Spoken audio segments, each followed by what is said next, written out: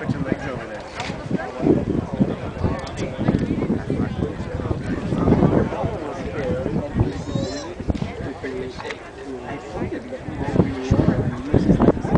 And he's like, I've got to go in this order. I'm going down this way and then back up this way. I looked at him and I said, are you just like me in my daily drive? If he zigzags here, you might miss something. Plus, he'll get to the AMCs at the end over there, and my brother quite well.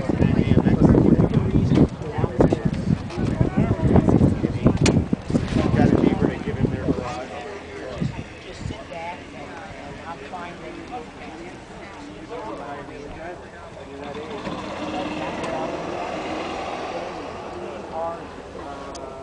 Car.